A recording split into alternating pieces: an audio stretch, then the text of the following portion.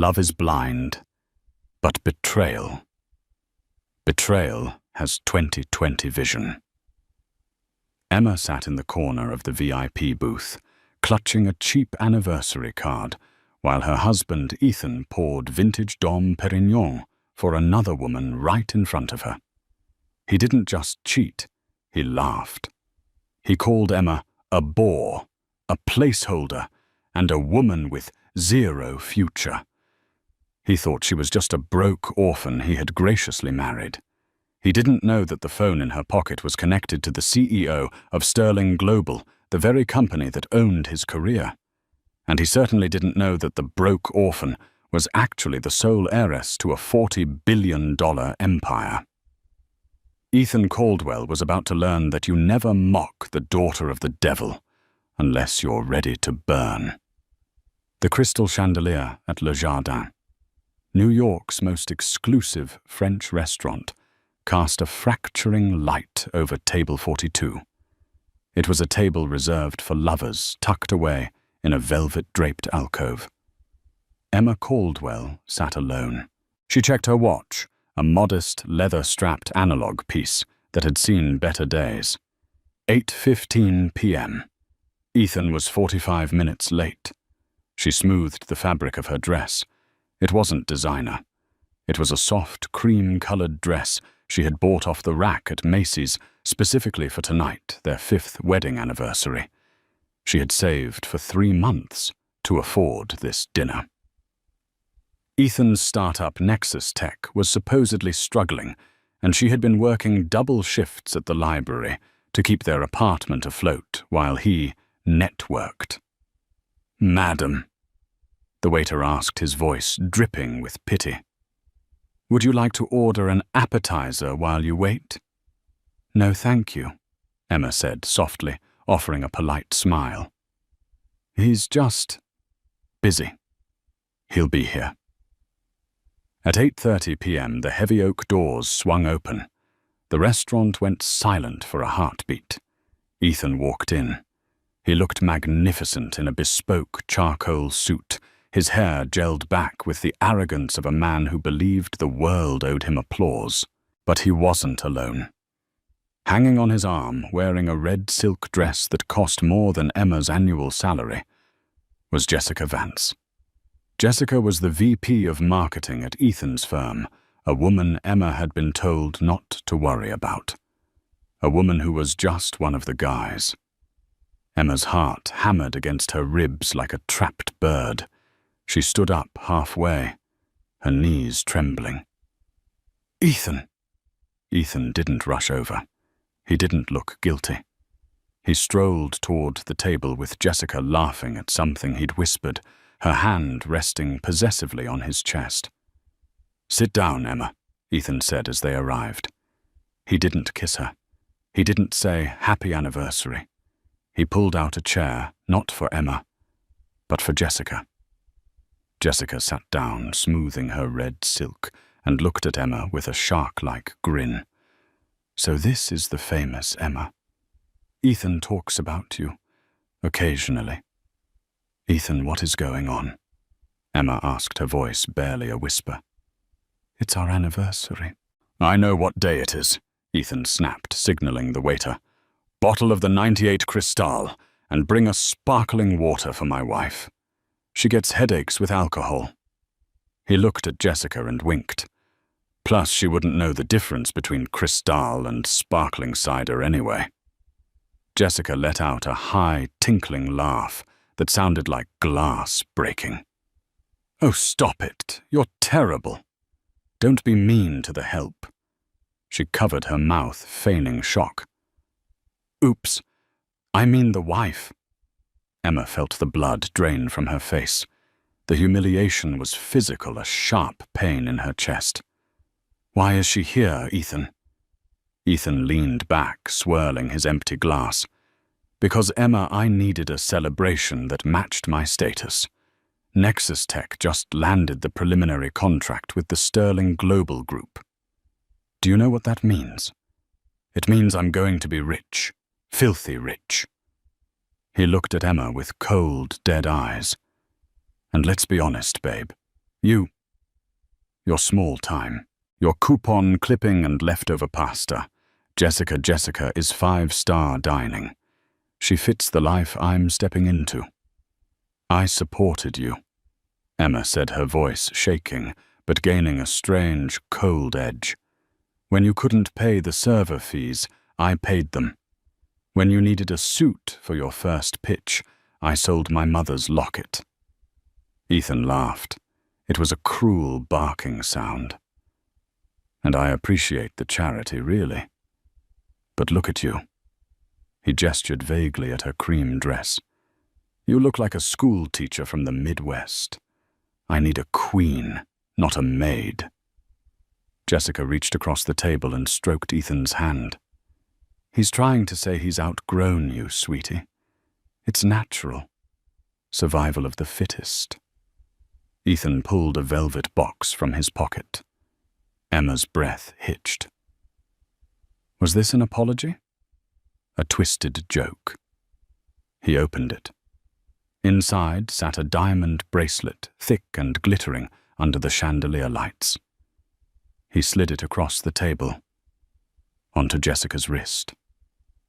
Happy promotion, Jess, Ethan purred. The restaurant was silent. People were staring.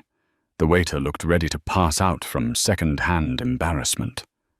Emma stared at the bracelet. Then she looked at Ethan. For the first time in 5 years, the fog of love lifted, and she saw him clearly. He wasn't ambitious. He was a parasite. He wasn't stressed. He was cruel. You're right, Ethan, Emma said. Her voice didn't shake this time. She picked up her purse. Right about what? Ethan smirked, sipping the champagne the waiter had just poured. That you're boring. That I don't fit into your life anymore, Emma said. She reached into her purse, pulled out a $20 bill, and placed it on the table. For the water. I wouldn't want to owe you anything. Walk away, Emma, Ethan called out, as she turned, his voice raising so the surrounding tables could hear. Go back to your little library books. Leave the business to the adults. Jessica giggled. Bye-bye, plain Jane. Emma walked out of Le Jardin, with her head high, her heels clicking a rhythmic beat on the marble floor. She didn't cry. Not yet. She pushed through the heavy doors into the cool New York night air. She walked half a block, turned the corner into a dark alleyway, and leaned against the brick wall. She took a deep breath, inhaling the city grit. Then she pulled out her phone. She dialed a number she hadn't called in 7 years. It rang once. Emma. A deep, gruff voice answered immediately. Daddy. Emma said, her voice flat and devoid of emotion. You were right about him. There was a pause on the other end. A heavy, dangerous silence. Where are you? The voice asked. 5th and 58th. I'll be there in 10 minutes. Is he still breathing? For now, Emma said. But Daddy, I don't want you to just fire him. I want to burn his world down. Good, Arthur Sterling replied. I've been waiting for this day. 10 minutes later, a convoy of 3 black Cadillac Escalades screeched to a halt at the curb. Men in suits with earpieces spilled out, securing the perimeter as if the president were in town. The rear door of the middle car opened. Arthur Sterling stepped out. Arthur was 65, a titan of industry, whose net worth hovered around the GDP of a small country. He had built Sterling Global from a shipping company into a multinational conglomerate that owned everything from tech firms to pharmaceutical labs. He was known in the business world as the Hammer, because when he struck, nothing was left. He looked at his daughter. She looked small in her off-the-rack dress, but her eyes were identical to his steely grey and burning with intelligence. Emma, he said, opening his arms. She stepped into his embrace, allowing herself a single moment of weakness. She buried her face in his cashmere coat. I felt so stupid, Dad. He mocked me. He gave her a bracelet in front of me. Arthur's jaw tightened. He's a dead man walking. He just doesn't know it yet. He ushered her into the car. The interior smelled of leather and expensive scotch. As the convoy pulled away, merging seamlessly into the traffic, Emma wiped her face with a handkerchief monogrammed with the letter S. I want the file on Nexus Tech, Emma said, her sadness evaporating, replaced by cold calculation. Arthur handed her a tablet. I had my team run a deep dive the moment you called. Ethan Caldwell, Nexus Tech. He thinks he just secured a partnership with our European division, Sterling Euro. He mentioned that, Emma said, scrolling through the financial reports. He was bragging about it to his mistress. The deal isn't signed, Arthur said. It's in the due diligence phase. The regional director, Marcus, was set to approve it on Monday. Emma looked at the numbers. His liquidity is fake. Look at this. He's moving operational costs into marketing to hide losses. He's cooking the books, Dad. Arthur smiled a terrifying expression. Amateur hour. I could crush him with a single phone call to the SEC. No, Emma said sharply. She looked out the window at the passing city lights. That's too fast. If he goes to jail now, he'll play the victim. He'll blame the market. He'll say he was just a startup guy trying to make it. She turned back to her father. I want him to think he's won. I want him to climb so high that when he falls, he feels every inch of the drop. Arthur nodded, impressed. What do you have in mind? The gala, Emma said. The Sterling Global Annual Gala is next week. It's the event of the year. Everyone who is anyone will be there. Yes, we are announcing the successor to the company, Arthur said, watching her closely. Invite him, Emma said. Invite Nexus Tech. Give him a VIP table. Make him believe he's being inducted into the inner circle. Let him bring Jessica. Let them strut around, thinking they own the place. And you? Arthur asked. I'll be there, Emma said, but not as Emma Caldwell, the librarian. I'll be there as Emma Sterling, the chairwoman of the board. Arthur poured 2 glasses of whiskey. He handed one to her. He doesn't know. He never asked about my family after I told him my parents were out of the picture, Emma said, taking a sip. The burn felt good. He was too self-absorbed to ask why I speak fluent French or why I know so much about contract law. He just thought I was a useful assistant. He made the biggest mistake of his life, Arthur growled. He mistook silence for weakness. The car pulled up to the Sterling estate, a sprawling mansion in upstate New York, far removed from the cramped apartment Emma had been paying for. As she walked up the grand staircase, flanked by servants she had known since childhood, Emma felt the persona of the struggling wife shedding like a dead skin. Get me my design team, Emma told the head housekeeper, Martha, and call the legal department. I need divorce papers drawn up, but don't serve them yet. Yes, Miss Sterling, Martha said, looking relieved to see the heiress back. And for the gala. Emma stopped at the top of the stairs. She looked down at the foyer where her father stood watching her with pride. For the gala, Emma said, her eyes flashing. I want a dress. Not cream, not white. What color, miss? Red. Emma smiled darkly. Blood red. And I want it to cost more than his entire company.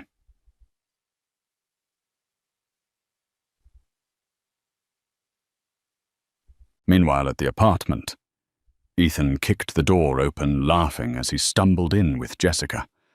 They were drunk on expensive champagne and victory. Did you see her face? Jessica shrieked with laughter, kicking off her heels. She looked like a kicked puppy. Ethan loosened his tie, throwing his jacket onto the couch Emma had bought. She's dead weight, Jess. I'm finally free. With the Sterling deal, I'll be a multi-millionaire by Christmas. I can pay her a few grand in alimony, and she'll disappear. His phone buzzed. He pulled it out and squinted at the screen. It was an email. Subject: official invitation. Sterling Global Annual Gala. Ethan's eyes widened. He sobered up instantly. No way. What? Jessica asked, nuzzling his neck. It's an invite, Ethan whispered, awe in his voice. From the main office. Arthur Sterling himself invited us to the annual gala. VIP access. Jessica squealed. We made it. We actually made it. This is it, Ethan said, looking around the shabby apartment with disdain. We're moving out of this dump tomorrow. We're going to the top, Jess.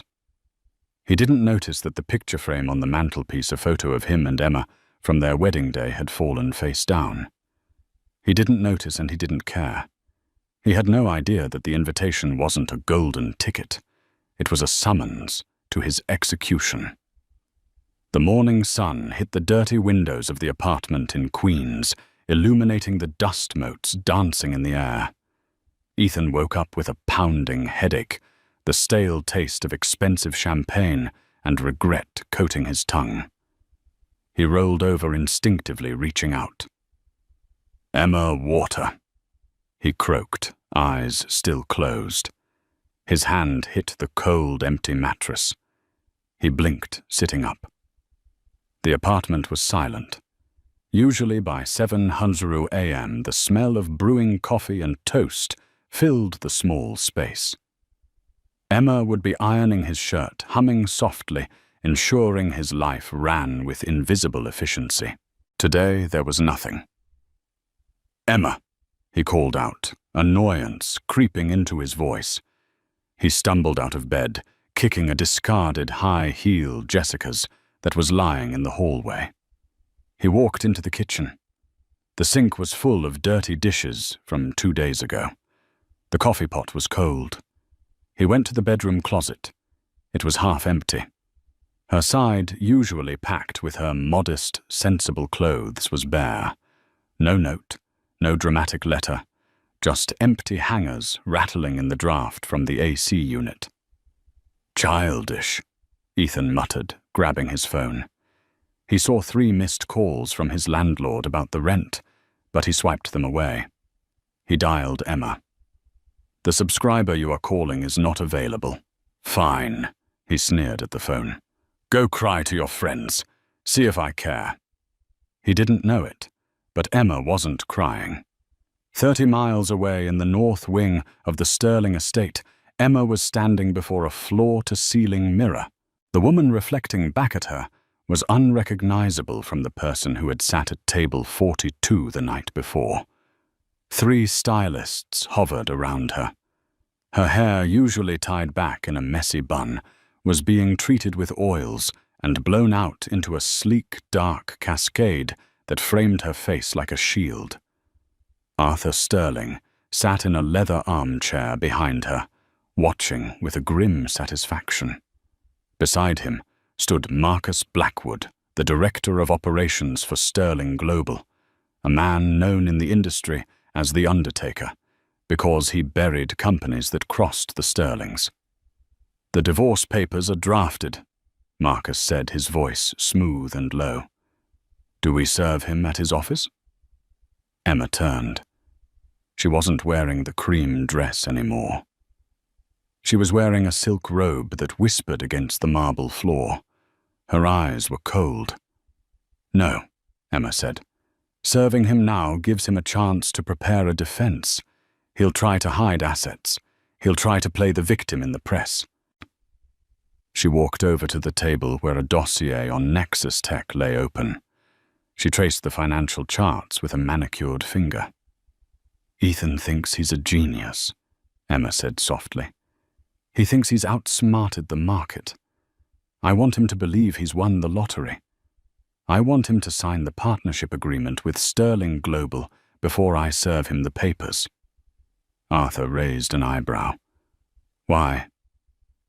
"Because—" Emma looked at her father, a cruel smile playing on her lips.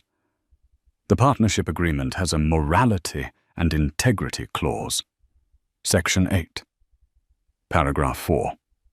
If the partner is found to have falsified data or engaged in unethical conduct, Sterling Global not only voids the contract, but has the right to seize the partner's intellectual property as collateral for damages." Marcus whistled low. "Ruthless.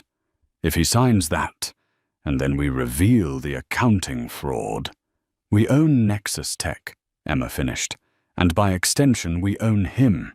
I don't want half his money, Dad. I want his pride. I want him to work for me knowing he lost everything because he underestimated his wife." Arthur stood up and poured a cup of tea. "Marcus, go to Nexus Tech today. Play the fool. Flatter him. Make him feel like the king of New York. Get him to sign the preliminary intent." "With pleasure," Marcus said, adjusting his tie. Back at the Nexus Tech office, a trendy glass-walled space in Brooklyn that Ethan could barely afford. The mood was manic. Ethan strutted through the bullpen, Jessica trailing behind him. He clapped his hands. "Listen up, everyone," Ethan shouted. The 5 employees looked up, tired and overworked. "I don't want to see any slack today. We have a VIP coming from Sterling Global. If this goes well, we're all getting rich. If you mess it up, you're fired. Clear." Ethan, one of the developers, a young guy named Ben, raised his hand. "We still haven't fixed the server bug. If they check the back-end code—" "Hide it," Ethan snapped. "Put a patch over it." "I don't care. They aren't looking at code. They're looking at vision. And I am the vision." Jessica giggled, hanging on his arm. "You tell them, baby." At 11:00 a.m., Marcus Blackwood arrived. He didn't look like a tech guy. He looked like old money. He wore a 3-piece suit and carried a leather briefcase that looked older than the building. Ethan rushed forward, sweating slightly. "Mr. Blackwood. What an honor." "Mr. Caldwell," Marcus said, shaking his hand with a grip that was firm and dry. "Mr. Sterling sends his regards. He's heard interesting things about your company." "All good, I hope." Ethan laughed nervously. "Extraordinary things." Marcus smiled, his eyes devoid of warmth. He looked at Jessica. "And this is Jessica Vance, VP of Marketing," Ethan said. "And my partner." "I see," Marcus said. "And Mrs. Caldwell, I understood she was involved in the administrative side." Ethan stiffened. "Emma. Oh no, she's taking a step back. Personal reasons. She couldn't handle the pressure of the big leagues." Jessica smirked. "She's more of a stay-at-home type. We're the power couple." Marcus nodded slowly, cataloguing every word to report back to Emma. "Very well. Let's look at the projections." For the next 2 hours, Ethan spun a web of lies. He showed inflated user numbers. He showed projected revenue based on contracts that didn't exist. He bragged, he boasted, and he preened. Marcus just nodded, taking notes. He wasn't checking the math. He was gathering evidence of fraud. "It all looks promising," Marcus said, finally closing his notebook.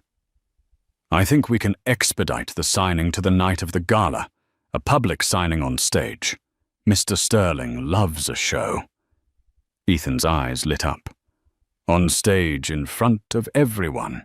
"Yes," Marcus lied smoothly. "It will be the highlight of the evening, the coronation of a new tech giant." Ethan looked at Jessica, his face flushed with triumph. He had done it. He had conned the biggest company in the world. "We'll be there," Ethan said. "Excellent," Marcus said. He turned to leave, then paused at the door. "Oh, and Mr. Caldwell, make sure your tuxedo is sharp. The Sterlings value appearance above all else." As the door closed, Ethan grabbed Jessica and spun her around. "Did you hear that the coronation Emma said I was reckless? She said I was a dreamer." "Who's dreaming now, Emma?" He didn't know that in the back seat of Marcus's car, a recording device was being stopped, saving the file under Exhibit A, fraudulent misrepresentation. 3 days before the gala, the atmosphere in the Sterling estate was calm, contrasting sharply with the chaos of Ethan's life. Emma sat in the library surrounded by stacks of old legal books. She wasn't just relying on her lawyers. She was reading every contract herself. She wanted to know exactly how tight the noose was.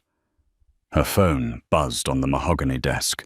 It was a text from her old friend, Sarah, one of the few people who knew her real identity, but had kept the secret for years. Sarah. "You won't believe who just walked into the Prada store on 5th Ave. Your ex and his upgrade." Emma picked up the phone. "Emma." "What are they buying, Sarah? He's buying her a dress. Red, sequins, tacky, and he's trying to pay with 3 different credit cards." Emma smiled. She dialed the number for the Sterling Global Financial Department. "This is Emma," she said. "Regarding the Nexus account, authorize the credit increase. Let the transaction go through."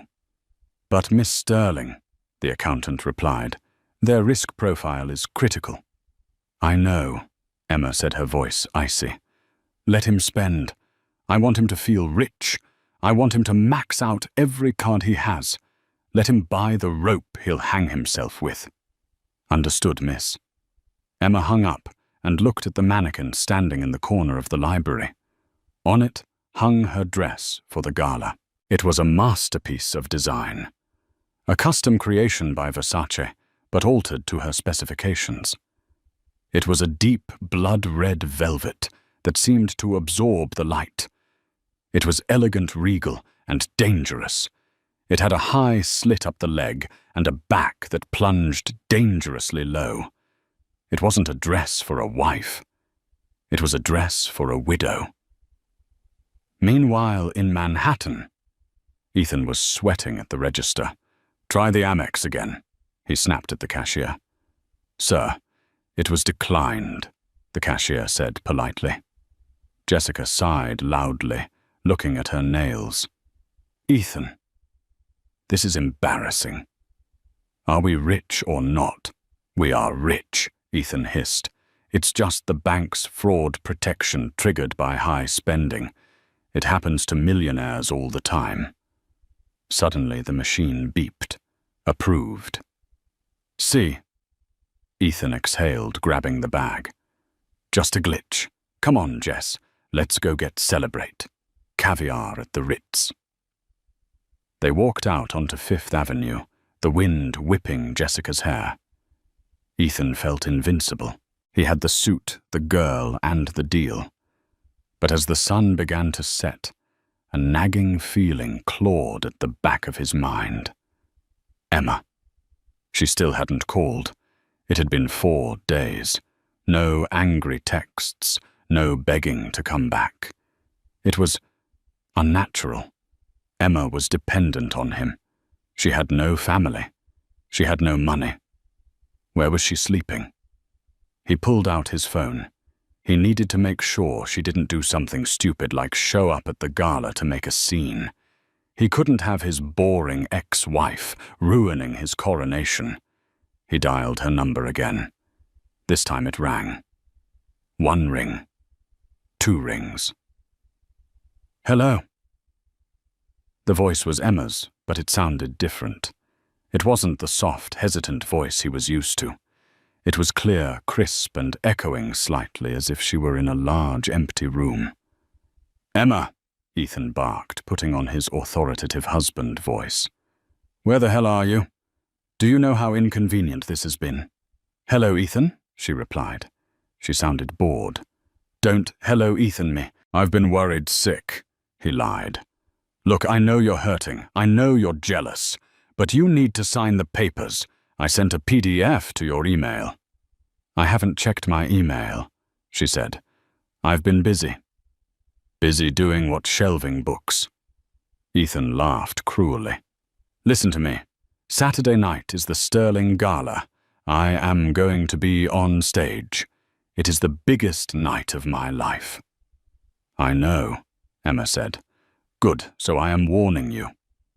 Ethan lowered his voice, glancing at Jessica, who was busy taking a selfie. Do not come. Do not try to crash it. Security is tight and you don't have an invite.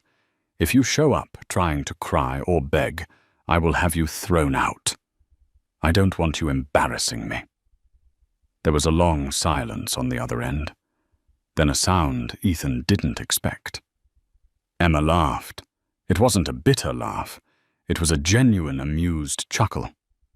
Oh, Ethan, she said, her voice dripping with a terrifying calmness.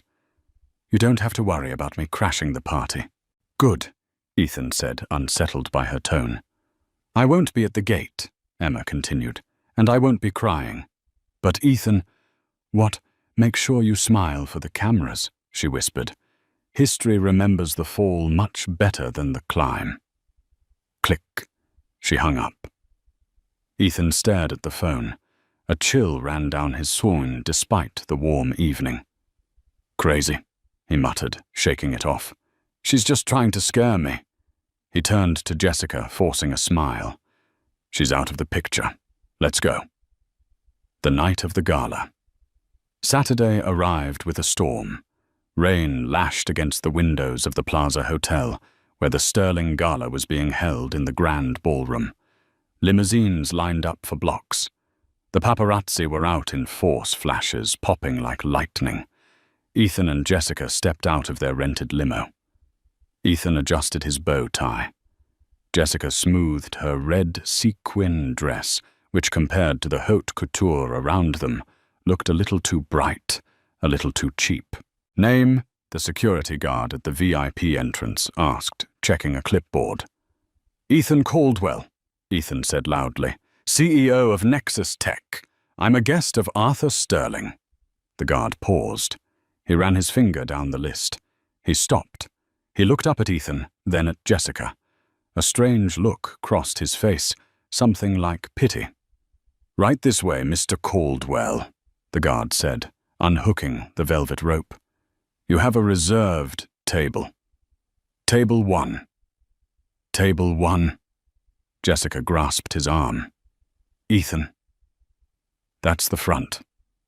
That's with the family. Ethan felt like he was floating. I told you, Jess. I told you. They walked into the ballroom. It was a sea of gold crystal and old money. The air smelled of orchids and money. As they were escorted to the front, Ethan noticed something. People were looking at him, whispering. He assumed it was admiration. He waved slightly at a few people who quickly looked away. They reached table 1. It was right next to the stage. Sit, Ethan commanded, pulling out a chair for Jessica. They sat down. The table was set for 4. 2 seats were empty. Who do you think sits with us? Jessica whispered. Mr. Sterling. Maybe, Ethan said, pouring himself a glass of wine. Or maybe the new partner. Suddenly the lights dimmed. The room went silent. A spotlight hit the stage. A voice boomed over the speakers. Ladies and gentlemen, please welcome the CEO of Sterling Global, Arthur Sterling. Applause thundered. Arthur walked out, looking regal and intimidating. He walked to the podium, gripping it with both hands. Thank you, Arthur said. Tonight is a night of new beginnings. Tonight we announce the future of this company. But first, Arthur's eyes scanned the room. They locked onto table 1. They locked onto Ethan. Ethan's heart swelled. This is it, he thought. He's going to call me up. First, Arthur continued, his voice dropping an octave. I want to introduce you to the person who has been quietly guiding our strategy for the last 5 years. The person who really runs this empire. My daughter, and the new chairwoman of the board. Ethan frowned. Daughter. I thought he had a son. Please welcome, Arthur shouted, gesturing to the top of the grand staircase. Emma Sterling. The music swelled.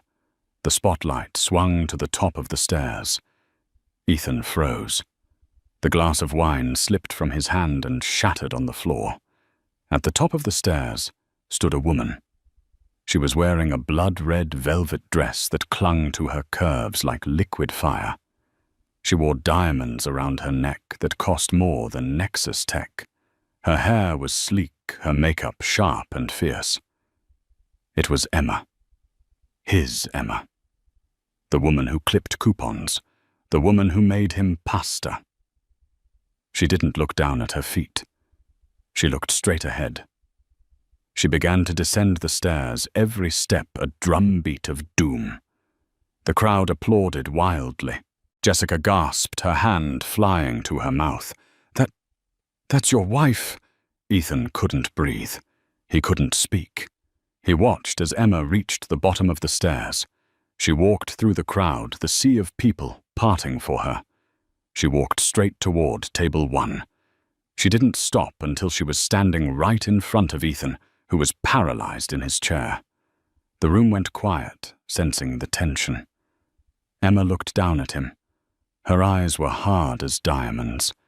She tilted her head slightly. "Hello, Ethan," she said, her voice amplified by the microphone she was holding. "I believe you're sitting in my seat." The silence at table 1 was heavy enough to crush bone. Ethan didn't move. He couldn't. His brain was misfiring, trying to reconcile the image of the woman standing before him. Radiant, powerful. Terrifying with the woman he had left crying in a dark apartment 4 days ago. "I said," Emma repeated, her voice smooth as velvet, but sharp as a razor. "You are in my seat." A waiter appeared out of the shadows, his face an impassive mask. He gently touched Ethan's shoulder. "Sir, if you could slide 1 seat to the left." Ethan scrambled up his knees, knocking against the table leg, rattling the silverware. He moved down. Jessica, looking like a deer caught in headlights, scooted her chair away, creating a physical gap between her and Ethan. Emma sat. She didn't flop down. She descended into the chair with the grace of a queen, claiming a throne. She adjusted the diamond necklace at her throat, the gems catching the light and blinding Ethan. "Emma," Ethan whispered, his voice cracking. I don't understand. Your dad. He's a mechanic. You told me he was a mechanic in Ohio." Emma turned her head slowly. She looked at him with an expression of mild curiosity, as if he were a bug she had found on her windshield. "I told you my father fixed things that were broken," Emma said softly. "I never said he was a mechanic, and I never said he lived in Ohio. You just assumed, Ethan. You assumed I came from nothing because it made you feel like you were something." Arthur Sterling leaned across the table. Up close, the billionaire smelled of cigars and absolute power. He ignored Ethan entirely and took Emma's hand. "You look magnificent, darling," Arthur said. "The board is terrified of you. It's wonderful." "Thank you, Daddy." Emma smiled, a genuine smile, the one Ethan used to love, but now it felt like a weapon used against him. "Mr. Sterling." Ethan interrupted, desperation clawing at his throat. He needed to salvage this. He needed to spin it. "Sir, I had no idea. Emma never, we are married. This is wonderful news. We can keep the business in the family. He reached for Emma's hand. Right, babe. This changes everything. Nexus Tech and Sterling Global. We're a team. Emma looked down at his hand resting on hers. She didn't pull away. Instead, she picked up her dinner knife with her other hand. She twirled it idly, the blade flashing. It changes nothing, Ethan, she said. And it changes everything. Jessica, who had been silent, suddenly spoke up. Her voice was shrill, trembling. Emma, Mrs. Caldwell, I just want you to know I'm just an employee. Ethan told me. He told me you were separated. Ethan whipped his head around to glare at Jessica, but Emma laughed. It was a low, dark sound. Oh, Jessica, Emma said, her eyes scanning the mistress's cheap sequin dress with pitiless precision. Don't worry. I don't blame the dog for eating the steak left on the floor. I blame the owner who dropped it. Jessica flushed a deep, blotchy crimson and looked down at her lap. The first course arrived lobster thermidor. Ethan felt bile rise in his throat. He looked around the room. Everyone was watching them. He saw the flashes of cameras. He saw the whispers behind manicured hands. They know, he thought. Do they know so? Emma said, slicing into her lobster. Marcus tells me you're eager to sign the partnership agreement tonight. Yes, Ethan said, latching on to the business talk like a drowning man to a life raft. Yes, the projections are solid. I'm ready. We're ready. Good, Emma said, chewing slowly. My father loves a public signing. It shows transparency. Transparency. Ethan echoed, sweat trickling down his back. Exactly. And you brought the final financial audits? She asked casually. Marcus has them, Ethan said. We went over everything. It's all clean. Emma stopped eating. She looked him dead in the eye. Are you sure, Ethan? Because once you sign that paper, there is no going back. You become part of Sterling Global, and we have strict standards. I'm sure, Ethan lied. He had to lie. If he admitted the fraud now, he lost everything. If he signed, he got the funding, and he could use the money to fix the books before anyone noticed. It was his only play. I've never been more sure of anything. Emma held his gaze for a long, agonizing second. Then she smiled. It was the smile of a wolf that had just heard the trap snap shut. Then let's make you a star, she whispered. The lights in the ballroom dimmed again. The spotlight returned to the stage. Ladies and gentlemen, the announcer's voice boomed. We have a special surprise tonight. A historic partnership between Sterling Global and the rising star of the tech world, Nexus Tech. Please welcome to the stage Mr. Ethan Caldwell. Applause. It sounded loud, but to Ethan it sounded like the roar of an ocean before a tsunami. Go on, Emma said, gesturing to the stage. Don't keep your audience waiting. Ethan stood up. His legs felt like lead. He buttoned his jacket. He looked at Jessica, but she wouldn't meet his eyes. He looked at Emma. I'll make this right, he whispered to her. I'll make us billions. You'll see. Emma raised her glass of champagne in a mock toast. Break a leg, Ethan. He turned and walked toward the stairs. He forced a smile onto his face. He waved at the crowd. He was walking toward the brightest light in the room, unaware that he was walking directly into an incinerator. The stage was blindingly bright. The heat from the spotlights was intense, instantly making the sweat on Ethan's forehead glisten. In the center of the stage stood a glass podium. On it lay a thick document bound in leather, the partnership agreement. Beside it, a gold fountain pen. Standing next to the podium was Marcus Blackwood. The undertaker wasn't smiling.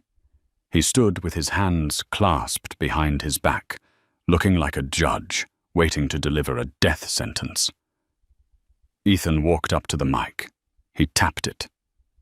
Thump, thump. "Thank you," Ethan said, his voice echoing through the massive ballroom. He saw the thousands of faces in the dark.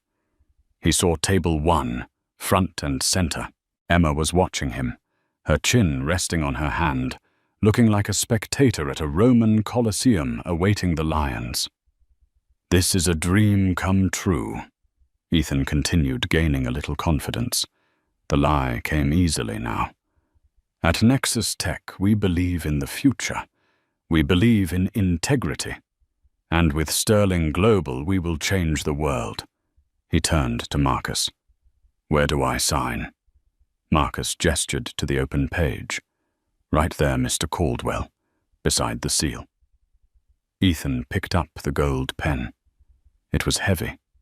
He felt a moment of hesitation, a primal instinct screaming at him to run, but the greed was louder.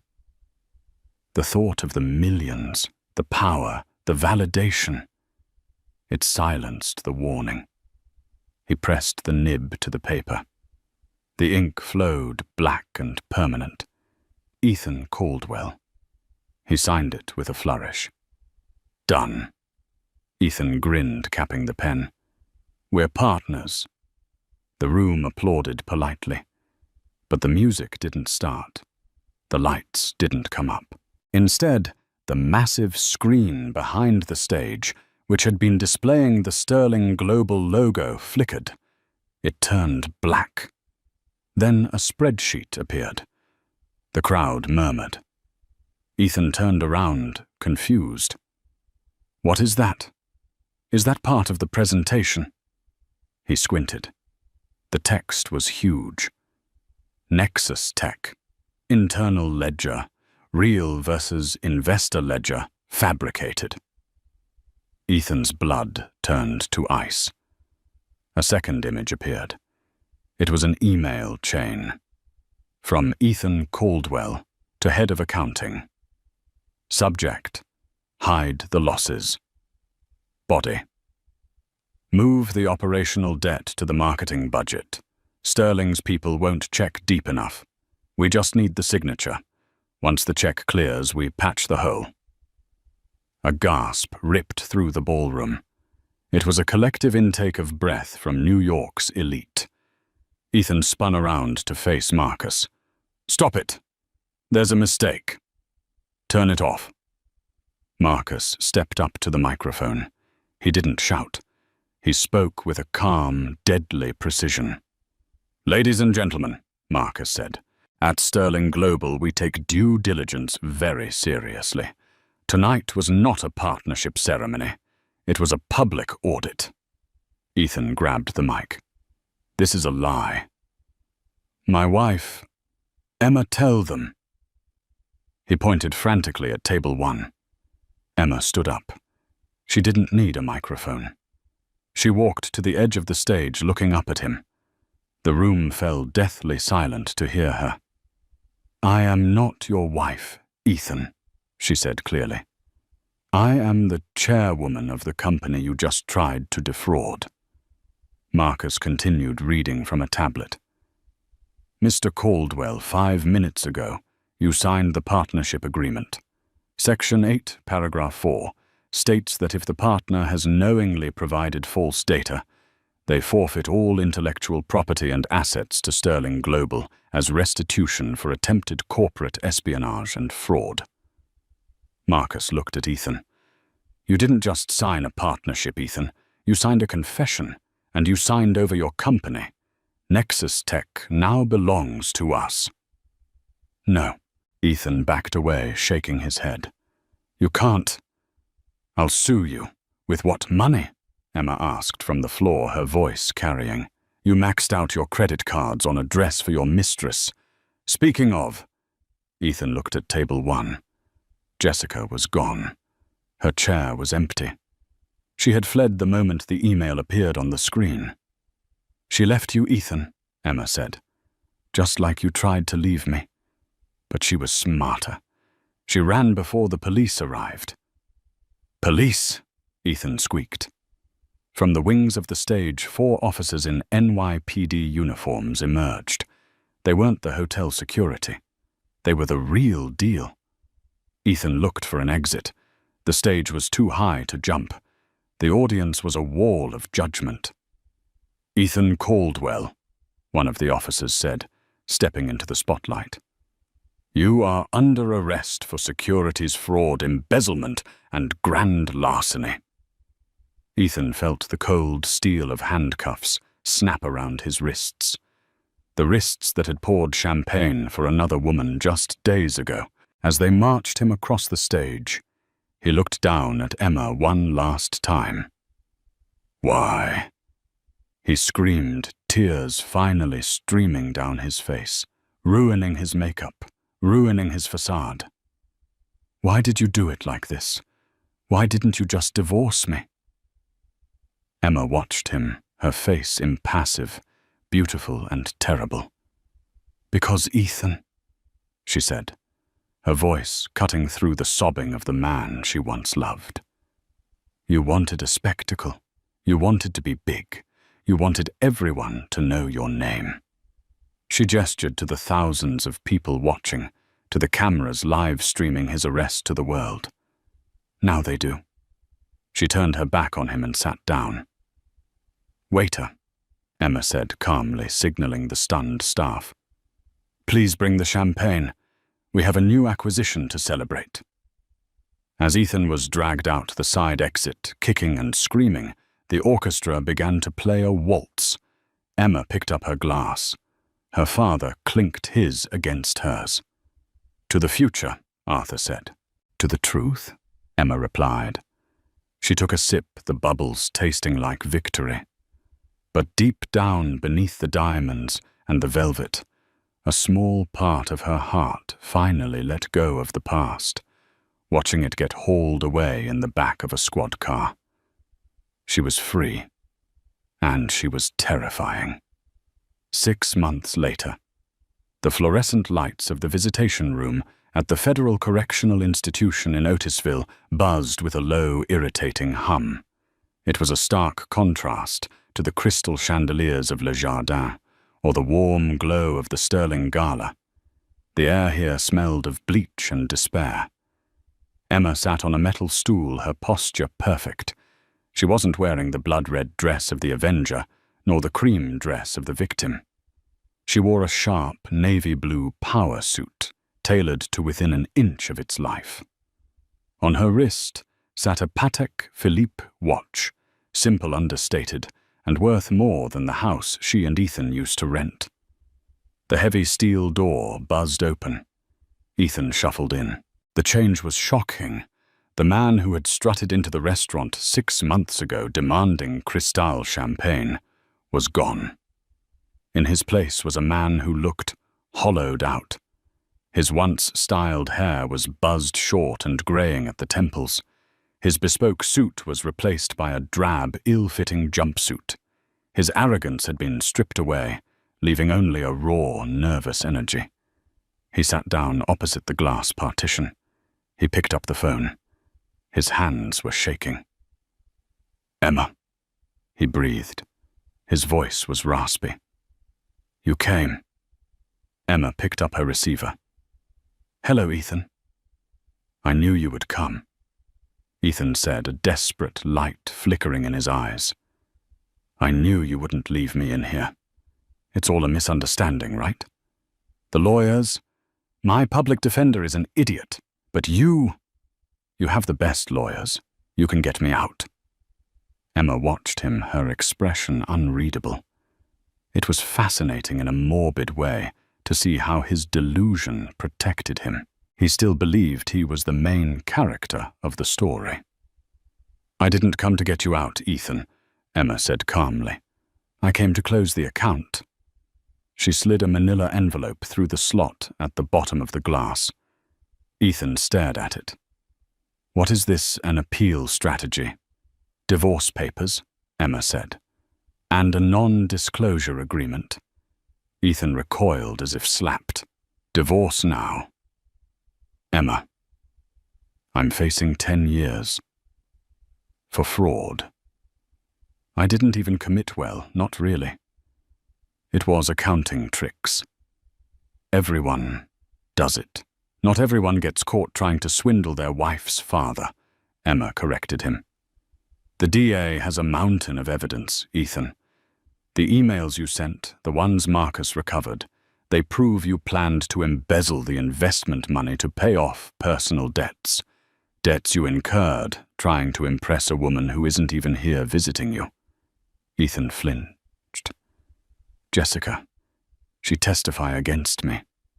Did you know that to save her own skin, she told them everything? She said I forced her. I know, Emma said. I read the transcripts. She's working as a barista in Jersey City now. No reputable firm will hire her. Her name is flagged in every HR system in the tri-state area. So you won. Ethan spat his sadness, turning to sudden impotent rage. You destroyed us both. Are you happy? You sit there in your expensive suit, playing the victim. But you lied to me, too. You lied about who you were for 5 years. Emma leaned forward. The steel in her eyes hardened. I never lied, Ethan. I omitted. And why? Because when we met, I wanted to be sure. I wanted to be loved for me, not for the sterling name. Not for the billions, and for a while. I thought you did love me. She paused, her voice softening just a fraction, showing the ghost of the pain she had overcome. But you didn't love me, Ethan. You loved having a cheerleader. You loved having someone to cook and clean and pay the bills while you played CEO. And the moment you thought you found a better accessory, you tossed me aside like garbage. Ethan gripped the phone tight. I made a mistake. One mistake. You humiliated me, Emma said. You mocked me. You tried to erase me. This isn't about a mistake. It's about character. You are a small man, Ethan, and small men don't do well in big worlds. She tapped the glass near the envelope. Sign the papers. If you do, I won't contest the division of our marital assets. You can keep the apartment furniture. You can keep the car once the police release it from impound. And if I don't sign, Ethan challenged, trying to find some leverage. Emma stood up. Then my father's lawyers will bury you under so much litigation that by the time you get out of prison, you'll owe us money for the air you breathe. Ethan looked at her. He looked at the cold determination in her face. He realized, finally, that the doormat was gone. The wife was gone. The only thing left was the Titan. He pulled a cheap plastic pen from his pocket. He opened the envelope. He signed the document with a shaky hand. Ethan Caldwell. He slid it back. There, he whispered, defeated. You're free. Emma took the envelope. She put it in her bag. Goodbye, Ethan. Wait, Ethan called out as she turned to leave. Emma, do you hate me? Emma stopped at the door. She looked back over her shoulder. Hate takes energy, Ethan, she said. And frankly, I don't think about you enough to hate you. She walked out. The final scene. The elevator doors opened onto the top floor of the Sterling Global Tower. The entire floor was open-concept, glass-walled and bustling with activity. Emma walked down the corridor. Heads turned. Employees nodded with respect, real respect, not the fear they had for her father, but admiration for the woman who had rooted out corruption and saved the company millions in a bad merger. She walked into the corner office. Arthur Sterling was there, standing by the window, looking out over the Manhattan skyline. Done? He asked, not turning around. Done, Emma said, dropping her bag on the desk. She felt lighter. The final tether to her old life had been cut. Arthur turned.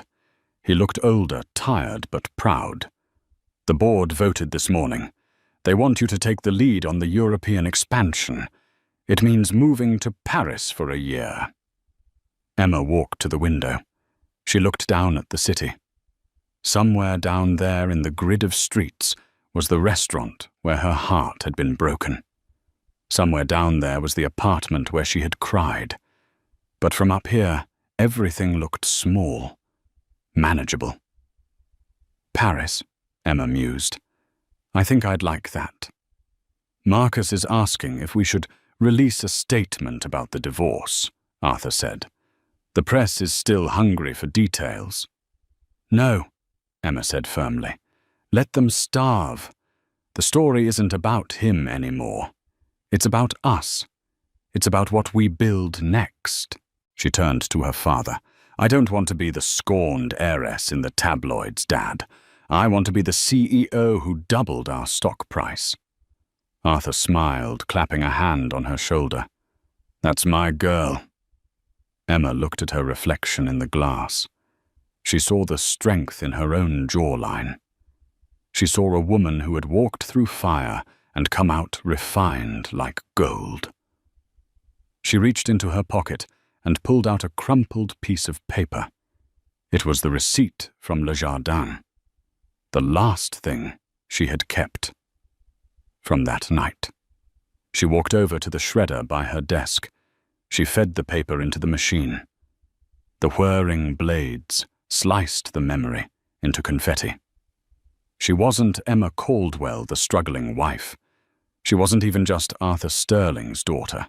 She was Emma Sterling, and she had work to do. Let's get to work, Dad, she said. Arthur nodded and left the office. Emma sat in the executive chair. She spun it around to face the city.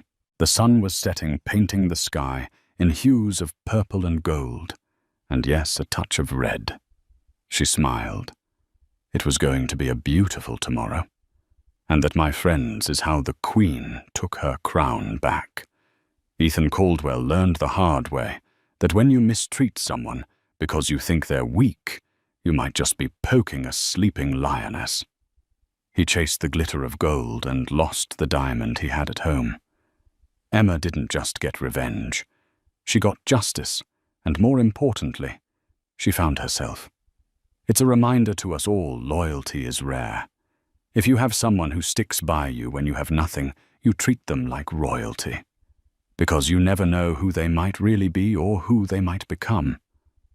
What did you think of Emma's revenge?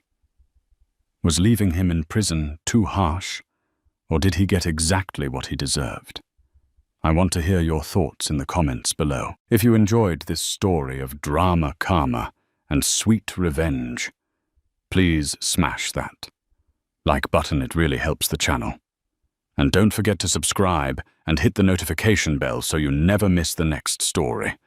We have a crazy tale coming up next week about a lottery winner who hid his ticket from his greedy family. You won't want to miss it. Thanks for watching, and remember, be careful who you step on your way up. They might be waiting for you on your way down. See you next time.